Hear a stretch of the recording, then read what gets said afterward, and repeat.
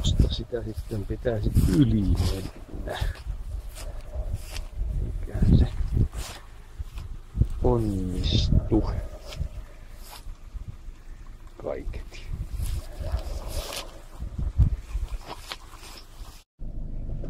Ei mennyt niin kuin Strömsössä tää homma. Juu ei.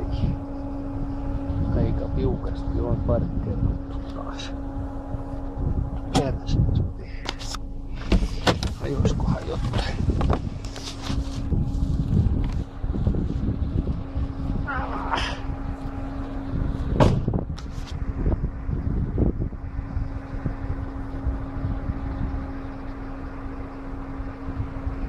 Joo.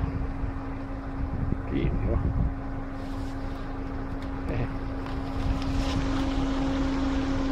Pääsee kyllä sinne.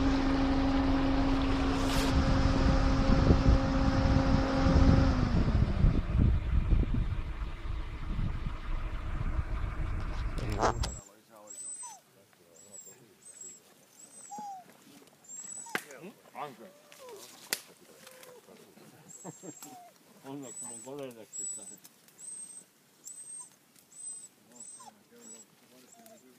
Hei. Ota ne puukkot pois ja näin se lykkää nokkat siihen. Hyvä näyttö. Solidaarisuudesta. Otti muuten kohtelia. Ruokintapaikalla lähellä.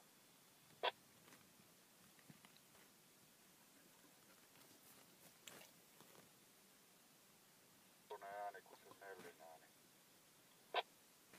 Aika outo, niin munkin mielestä. Mä tulen täältä just Mikan autovierestä. Mä katsoin, jos Mikalla olisi pattereita tähän Garminiin.